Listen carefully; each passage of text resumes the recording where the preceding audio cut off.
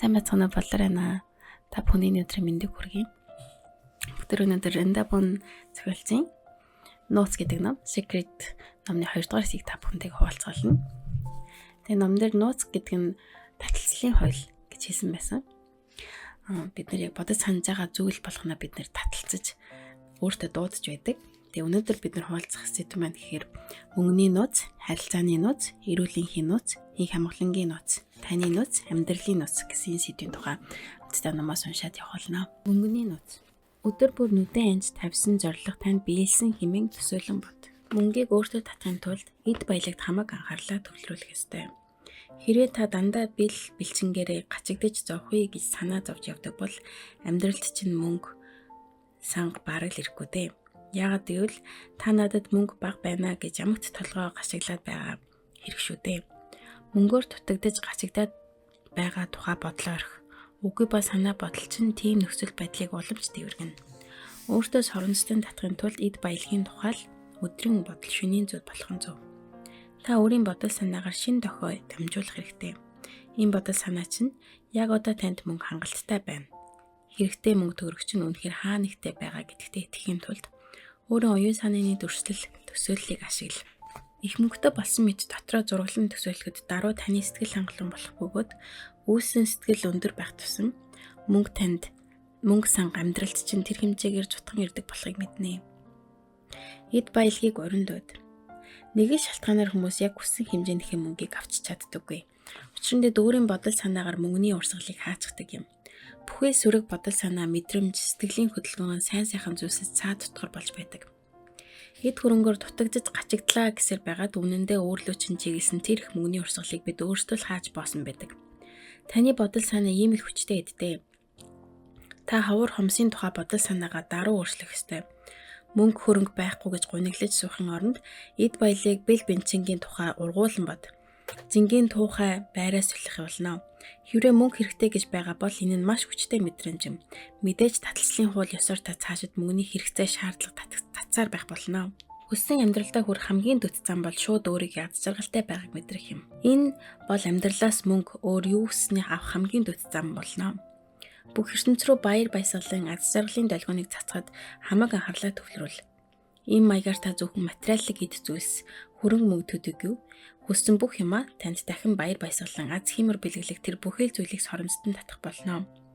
Хүснээ авахын тулд та дохио илгэх ёстой гэдгийг мэднэ. Хэрвээ та өөрөөсөө баясал жаргалын долгиог цацах аваас төлөвлөгөө энэ бүхэн эргээд таны амьдралын туршлага бодит байдал болгон ирнэ. Дээжилж дэгжихтэй хамаг анхаарлаа чиглүүл. Хэрвээ та мөнгө олох ганц их сурвалж бол ажил гэж боддог бол одоо түүнийг өөрчил. Иймэрхүү бодол танд туслана гэдэг юу л бол. Таныг бодож байх хооронд л тэр зүйл чинь бодит болчихдгийг ирэх биш мэдэн бидтэй. Эд хөрөнгө мөнгө төгрөг хүснээр чинь ирж болохч ямар замар гэдэг юроос танд хамаатай асуудал биш ээ. Хэрвээ өмнө чинь бөөн тооцооны хуудас овоорчсан байгаад энэ бүхнийг яаж төлж барагдуулахаа мэдэхгүй байгаа бол хамаг анхаарлаа тийшээ хандуулах гэд хэрэггүй. Өөр дөр үүнээс ч их тооцооны хийгээд өрийн бичиг татан дуудахын нэмэр болно. Үр төлбөрийг тоолгүй, дэгжин дээшлэх тухай бодол санаанд хамаг анхаарлаа төвлөрүүлэх тэр аргыг л олж хар. Сэтгэл санаагаа амар амгалан уран зоригтой байлгах, илүү сайхныг уран дуудаж байх тийм аргал зайлшгүй чухал юм аа. Хэрвээ таны анхаарлыг дутагдал, хомсдол, хэрэгцээ, шаардлага татдаг бол хэрвээ та найз нөхөд гэр бүлийнхэндээ бас хүүхдүүдтэй бидэнд мөнгө бага байна, үүнийг авч чадахгүй гэж ярьж хэлдэг бол танах хизээч эд хөрөнгөтэй болж чадахгүй. Учир нь чи хүссэн зүйлээрээ гачигдж дутагдахын зовлонг дуудаад байна шүү дээ. Хэрвээ та юмтай баймар бол, баяжин дэвшмээр бол, элбэг хангалуун амьдралд анхаарлаа хандуул. Дэгжин дээшлэн хэмээн итгэж бишэр. Бөөн тооцооны хуудас өмнө чинь овоорхоор ямар байдаг билээ. Тэр үеийн мэдрэмж сэтгэлдлийг өөрчлөх нэг тоглооморхоо юмыг би зохиов. Тооцооны хуудас ирэх бүрд түүнийг чек гэж төсөөлөх боллоо. Тогтоо анх бүрдээ нэмсэгдэж, биний мөнгө баярлаа хэмээн шивнэнэ. Би тооцооны хуудас авахдаа энэ бол бэлэн мөнгөний чек гэж төсөөлөх бөгөөд дараа нь авсан мөнгө маань бүр их байгаасаа гэсэндээ ард нь дахин нэг тэг нэмж бичдэг байв. Тэмдэглэлийн дэвтрийн хуудасны дээд талд би мөнгө авлаа гэж бичээд мөнөх тооцооны мөнгөн дээр бас нэгэн тэг нэмэн тэмдэглэж авнаа. Мөнгөнд болгоны ард баярлалаа гэж бичиж тэр бүрний баярлаж талархсан сэтгэлийг дотроо ургуулсан бодтноо. Төлөвлөгөө миний авдаг тооцооны хуудас дээрх мөнгөн дүн нь орлогын ба бэлэн мөнгөний чекэн дээрх дүнг бодвол тун бага гардаг болсон бөгөөд сэтгэл хангалуун өрөө төлдөг болсон мөлий. Би энэ мэдрэмжийг баярлаж талархсан сэтгэл хөдлөлөөр төлөвл амьдралдаа илүү их мөнгө даллан дуудах болно гэдгийг ойлгосон. Энэ арга багц тооцооны хуудасны эзэн болсон надад үр дүнгээ өгч улмаар амьдралыг минь оронгоор минь өөрчилж чадсан. Та ч гэсэн амьдралдаа иймэрхүү олон тоглоомыг санаачилж болох бөгөөд дотоод мэдрэмжээрээ аль нь илүү үр дүнтэй байна түүнийгээ сонгоорой. Та уран сэтгэж тоглох бүр үр дүн түргэн бий болно. Хэрвээ та мөнгөтэй болохын тулд маш шургуу ажиллах хэрэгтэй, хүчээ урсгах ёстой гэж боддог бол одоохон энэ бодлоо тархинаас авчхай. Ингэж боддог хүнээс тийм л давтамж цацрах бөгөөд амьдралд чинь яг л түүний ижил дүр зураг хоногших болно. Дандаа мөнгөтэй байх гэдэг төвөгтэй зүйл биш хэмээн итгэлтэй хэлээрэй. Эд баялаг гэдэг бол оюун санааны үр дагавар, ухамсарын илрэл мөн. Таны бодож байгаагаас л бүх юм шалтгаална. Өөртөө аль болох их мөнгө татахын тулд эд мөнгөний тухай өөдрөг бодлыг тээж эерэг долгионыг бүтээх нь чухал. Эд юмсын гачигдалд байдаг хүмүүс материаллык амьдралдаа төдий сэтгэл ханамжгүй байдаг нь ойлгомжтой. Гэхдээ энэ сөрөг мэдрэмжил бид рүү ирэх мөнгөний дурсгалд саад дотор болдог юм. Та хөвшмөл хуучин ойлголтоо үлдэнхөө мөнгөтэй болсондоо баярлаж түүнд талархаж сур. Надад хангалттай мөнгө байна. Надад багц мөнгө өөрөө л хүрээд ирдэг. Би мөнгөний соронзон. Би мөнгөнд мөнгө надад хайртай. Би өдөр бүр мөнгө хүлээж авдаг. Баярлаа. Мөнгө авахын тулд өгч сурах хэрэгтэй. Бусдад сарваагаад байх мөнгө даанч алга гэж бодохын оронд зүгээр л боломж болцоогоор өгөөд ихэл. Таныг байн өглөг буян хийх бүр таталцлын хууль түүнийг чинь цаашид өсөн нэмэгдэх бүх болцоогоор хангадаг байна. Өглөг хийх, өргөл барих хоёрын хооронд асар их ялгаа бий. Чин сэтгэлээсээ хүнд өглөг хийн гэдэг таны зүрх сэтгэлийг баяр баясгалаар дүүргэнэ. Таны бүх хүсэл мөрөөдөл дотоод үйлдэлэр чинь бодчин биелж байдаг. Гадаад ертөнц энэ бол тусгалын ертөнц. Өөрөөр хэлбэл эд баялаг бүхэн бодол санааны чинь үр дүн байдаг. Тэгэхээр өөрийн бодол санааг аз жаргал гэдэг давтамж үйлдэл дээр аваачаад хамаг чадлаараа ертөнц дээр долгионоо цацаарай.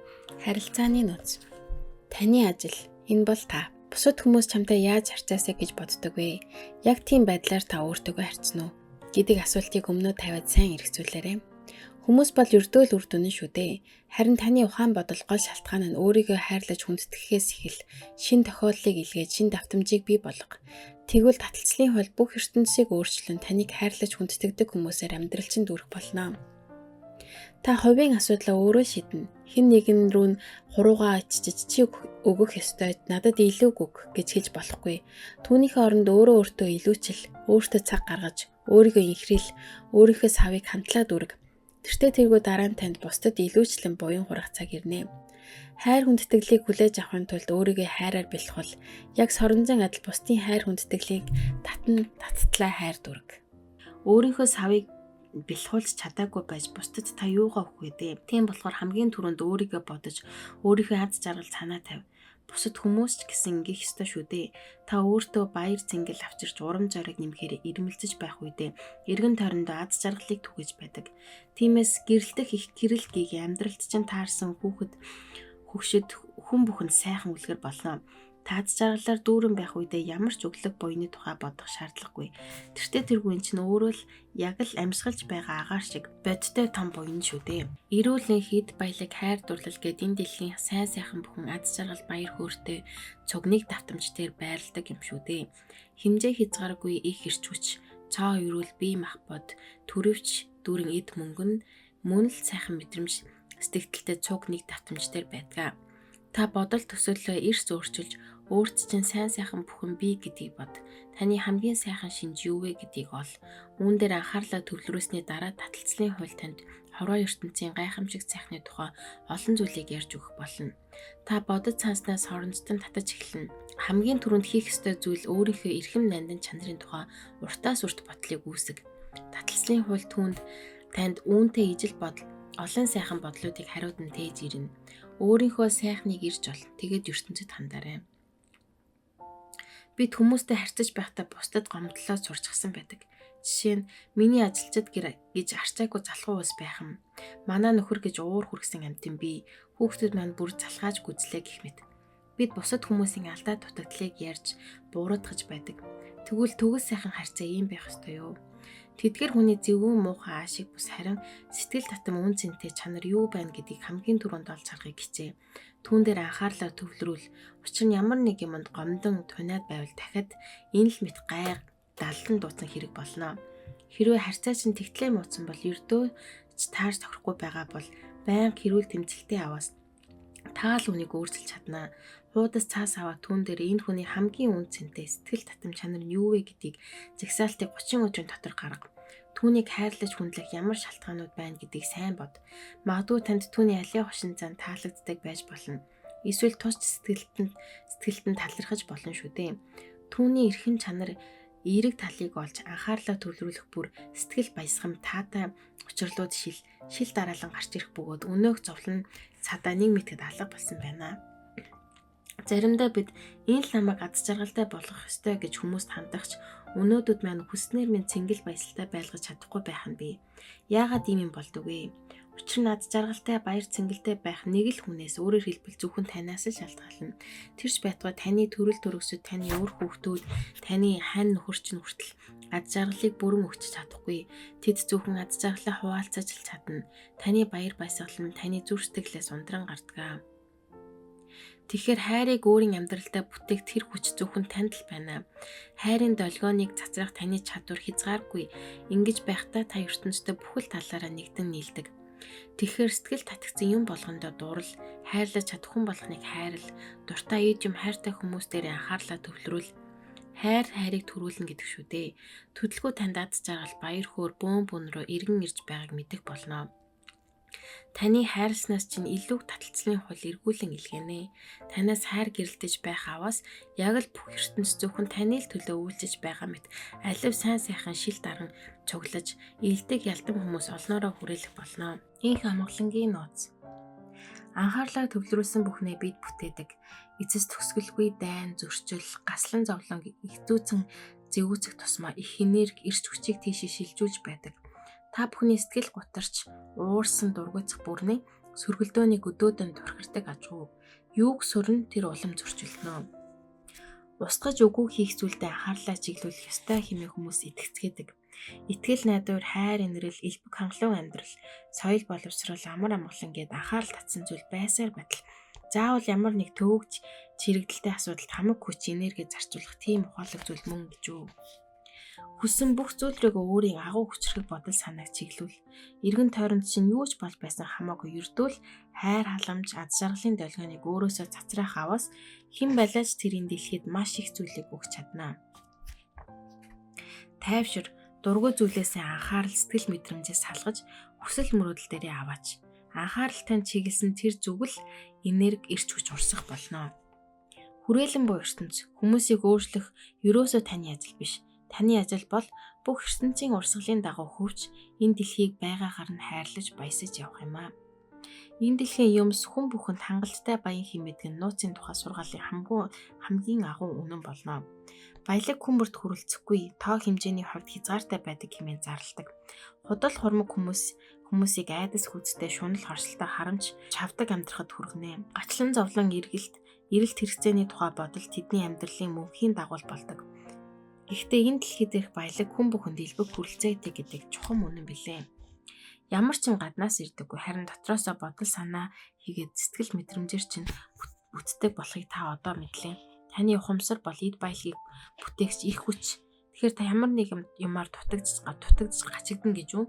Таны бодож тунгаах чадвар эцэс төгсгөлгүй тэгэхээр бодол санаагаараа алив зүйлийг боджуулан бий болгоход бас л хэмжээ хязгаар гэж үгүй. Та элбэг баяны тухай л яар, эд баялагийг харж ав. Элбэг баянаа мэдэр, элбэг баян байдагтаа итэг, хэмжих хязгаарлах тухай нэгч бодол санааг тархиндаа бүү нэвтрүүл. Энэ бол хуулийн мөн чанар. Нөөц баялагч тэр өөр юу байлаач гэсэн хэмжээ хязгааргүй. Хэмжээ хязгаар гэдэг хүмүүс бидний ухамсарт орших бүлгөө. Хязгааргүй их бүтээгч хүчинд оюун ухаанаа найр тавин нээснээр эд баялагийг бүтээж өмнөө туйлын шинэ ертөнц бий болохыг хүснэ. Манай сайхан ертөнцид байгаа та амьдралаа бүтээх гайхамшигтай ирж хүчийг өвлөн авчээ. Таны бодол төсөөлөх чадвар хязгааргүй болохоор юу ч тэр хэдийгч тэр өөртөө зориулан бүтээх бүрэн бололцоотой. Гацгүй өрөөл хүний амьдралыг бүтээн зохионо гэдэг бол болшгүй зүйл. Та тэдний өмнөөс бодож чадахгүй. Энэ дэлхийн зөвхөн гайхамшигт хийгээд агуу их зүйлсээр дүүрэн гэдгийг сайн ойлгоорой. Биднээс хинэнч бодол санаа сэтгэл мэдрэмжийн тусламжтай нүдэнд ис үзэгдэх хизээч үл ширгэх их булгтай холбогдсон амьдралаа элбэг хангалуун болгож чадна. Баяр хуур, хайр халамж, элбэг дэлбэг, эд хөрөнгө, хөгжил цэцэглэл, ололт амжилт, ад жаргал гэд хүн бүхний хүсдэг зүйл эснээ хэдийнэ хүлээж байдаг билээ. Гэхдээ та түүнд чин зүрхний угаасаа байдаг чадлаараа шунан тэмүүлэгтэн. Тэгж чадах аваас ертөнц хүссэн бүх юм үйл явдлыг тань өгнө. Эргэн тойрон чинь гайхамшигтай сайхан зүйл дүүрэн байгааг үзэгтэн. Тэдгэрийг талархан магтагтун. Хэрвээ ажил төрөлт нь яг одоо бодсноор чинь болохгүй байгаа бол уцаарлан дургуутж уур гомдлыг энерги ирч хүчийг бүүдтэг. Хүссэн зүйлээ сонго. Түүнийг улам бүр өөртөө хураа. Эргэн тойронд байгаа бүх юмаа талархан магт. Амьдралд байгаа бүхнээ магтанд бол та талархан баясаж, магтаж, дээшилж байх үедээ хайр инэрлийн хамгийн өндөр татамж дээр очсон байдаг. Бүх юмсыг талархан магт. Ингээх бүртээ та хэн нэгэнд ямар нэгэн юмд хайр инэрлээ илгээж, гайхамшигтай татамжийг цацраа хаагаад эргээд тань руу мөн л хорвоогийн сайн сайхан бөөн бөөнөрө татагдана. Ерөөл магтаал аливаа сүрэг муу зүйлийг хайлуулдаг. Тийм болохоор өөрсдийнхөө дайсныг хүртэл магтан таларх. Хэрэг тэднийг хараан зүгтэг бол эргээд тань дээр бууж ажил үйлэгч нь хорлоно. Харин та талархан өрөөдөг бол бүх гомдол зүхлийг хайлуулж үгүй болоход оронд нь хайр инрэл хариу магтаал сайшаалыг хүртэх болно. Магтан өрөөж байхдаа та шинэ үйлдэл дээр очсноо мэдэрч үүсэн бий болсон сэтгэлийн баясал цэнгэл чамайг зөв татамж дээр чинь хадаж өгнө. Таны нууц. Та ч гэсэн энерги болохын хувьд тодорхой давтамжид хэлбэлзэлж улмаар энэ нь агшин бүрд юу бодож мэдэрч байгааг чинь тодорхойлж байдаг билээ. Таны хүссэн эд юмс ч гэсэн хэлбэлзэгч энергиэс бүрднэ. Бүх юм энерги байдаг. Сайн сайхан хүсч тэмүүлсэн зүйлийнхээ тухай бодож мэдэрч байхдаа та өөрийгөө даруй тэрхүү давтамж дээр аваачдаг. Танаас долгион цацарна. Энэ долгионы нөлөөгөөр хүсч зэрмэлцсэн зүйлсийн чинь энерги чам руу тэмүүлэн татагдана. Ингээд амьдралд чинь доджон орж ирнэ. Ижлэн ижлээ татдаг гэж таталцлын хуулийг тунхагладаг. Та бол энергийн соронзон бүх юмсыг цахилгаанжуулж энергиэр дүүргэн өөрлөгөө татдаг. Хүний ухамсар ертөнцийн ухамсартай нэгдэн нийлсэн тэр цагтл бүх ертөнцийн хүчийг эзэмднэ. Та бол энерги, харин түүнийг бүтээж бас хизээж устгаж болдоггүй. Энерги зөвхөн хэлбэрээ л өөрчлөнө. Та ч гэсэн адилхан. Таны үнэн оршихуй таны энерги хизээд байсан цаашидж байх болно. Тэгэхээр та хизээж байхгүй байж чадахгүй. Танд юу хэрэгтэй түүнийгээ тодорхойл, дараа нь төсөөлөн болгож, улмаар бодол санааны тусламжтай хүсснээ амьдралдаа биелэл болгох. Танд өөрийн бүтээл хийгээд нээлт ололтыг яаж хийх нэг бүрчлэн бодоод байх шаардлагагүй. Үүнийг дээд оюун ухаан хийчихнэ. Танаас шаардах юм гэвэл зөвхөн эцсийн үр дүнд анхаарлаа төвлөрүүлж таны хэрэгцээ шаардлага бүрэн биелсэн хэмээн төсөөлөх. Хэрвээ та чин сэтгэлээсээ итгэж бас мэдэрч гуйх аваас хүсснээ хүлээн авна. ертөнц бүтээлч санааны ширгэшгүй их булаг бөгөөд өөрт нь зам гаргаж хаалганы бодит байдал болгох таныг хүлээж байдаг юм. Бүх юм таны ухамсарт оршин байдаг бүлгөө. Ямар ч тэмцэлтийн тулалдаанд таны өрсөлдөгч та өөрөө байх болно. Өрсөлдөөн тэмцэлтийн тухай бодлоо толгооноос авч хаяад жинхэнэ бүтээн туйрагч бол амьдрал гэдэг тэнцэтгэлээс өрсөлдөөн тэмцэлтийн тухай санааг үлдэн хөөж хүсэл мөрөөдөл уран сэтгэмж дээр анхаарлаа төвлөрүүлээрэй. Таталцлын хуулийн тухай бод. Ширгэж дундаршгүй ариун баялаг их булгаас хичнээн мөрөөдөн төгс төгөлдрийн давтамж дээр очсноор тань руу гайхамшигтай сайхан хүмүүс үйл явдал нөхцөл байдал соронзон мэд татагтын амьдралыг чинь дүүргэх болно. Энэ номыг уншаад миний харилцаан дээр бас маш их өөрчлөлт гарсан. Яг харилцаа маань жоох асуудалтайсэн л та. Яг нэг хэсэг хүмүүсийн муу тал, сул тал дээр айгу төвлөрсөн байсан.